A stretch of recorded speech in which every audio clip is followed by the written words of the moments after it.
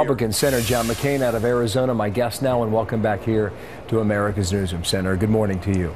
Good morning, Bill. You are firmly against the executive action on immigration. I think it's unconstitutional. Given that, what can Republicans do about it, Senator? I think there's a number of things we can do. First of all, get our border secure. It's not secure, and we can act, and we know how to do that, by the way. It's going to require some expenditure, but we have the technology and capability to do it. Second of all, change the 2008 law that allowed children to come here and basically stay. Treat children from the Central American countries the same way we do to children who come from Mexico. That it means immediate deportation. If they have a case for asylum, increase our capacity at our embassies and consulates in those countries. Third of all, make sure that none of these people who are granted this amnesty are eligible for any government-funded program. The president said that he talked about people who are not costing the taxpayers a dollar. Well, let's make sure they're not eligible for food stamp, for Medicare, for any of the other programs that are taxpayers funded. And finally, we have to indeed look at this whole situation in ways that we can defund certain aspects of this program. I'm an advocate of immigration reform, but not this way. So you do want to go after the money, go after the funding. You would support that? Go after the money, especially taxpayer-funded programs, especially programs that allow for people to receive, quote, legal help that come here illegally. And everybody I've talked to believes that this is going to trigger another flood of illegal immigrants into this country. I can't guarantee that, but I know that our borders are not secure, and I know these children who show up have got to be immediately flown back to the country that they came from. You're not the only one who talks about the safety of people crossing that border. Jay Johnson is testifying right now, has said the same thing. The president has alluded to that in the past. He knows that's a possibility, Senator. Well, let me just point out that these children that are coming up and young people that are coming up across are taken by these coyotes. They're human rights violations. Young women are being raped. Children are falling off trains. Where's the humanitarian aspect of this administration that worries about what happens to these people while they're under the custody of the most horrible people in the world, these coyotes and drug dealers? We have to have a secure border. We know how to do it, and we can do it with technology, I promise you. Well, do you expect that to come from a new majority come January? Yes, I do. You do expect that to come out of the House and then the Senate? I expect us to work on it, and I expect us to get it done, because the people of my state deserve it. They're tired of having people come across their property at night.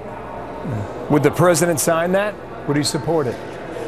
I have no idea, but I know what the American people want, and I know what the people of Arizona want. And we can do a broad array of actions that will basically restore our border security and stop the influx of people illegally, and not spend any taxpayer dollars on any program that would benefit people who are here in this country illegally. Congress is back at work today, open for another 9 days before a Christmas break. Do you expect a government shutdown, Senator? I do not. I do not expect that, because I just don't think most of us believe that that's a viable option. I think we got a rifle shot at not meat axe. A rifle shot at what again?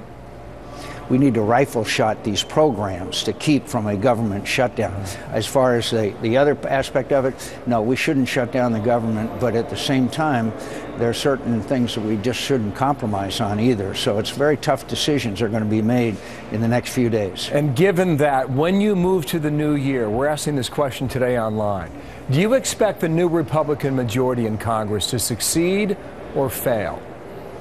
I am absolutely convinced that our lesson from this last election, that they want us to govern, and we will govern, and we'll have a positive agenda. And if the president wants to veto the results of that positive agenda, he can.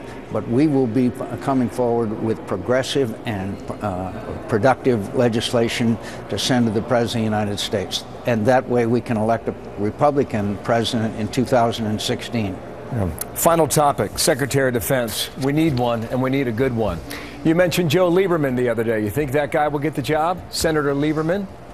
I don't think so. I pray that he would, because he'd be wonderful. But this president only wants yes men, and all the decisions now are being made within a tight circle in the White House, none of whom have any idea about national security, by the way. And so they would not select him because they don't want any independence. And by the way, if I were Joe, I'd be wondering how much influence I would have, because his predecessors, his three predecessors, have complained bitterly about the micromanagement of defense from a tight circle around the president in the White House, and that's disgraceful. 3 and 6 years now. Finally, Ashton Carter's been rumored and reported in some circles that he's the guy. Would you support him? I think he's a very good man. I think he's been very good on defense acquisition and some other programs. I just hope that he realizes that if he takes a job, he will not have influence, just as his three predecessors didn't, on national security policy. As long as he understands that, then so be it. Why not you? It'll be a cold day in Gila Bend, Arizona, my friend. I'll see you in Arizona. Thank you, Senator John McCain from Capitol Hill. Thank you. Nice to have you back.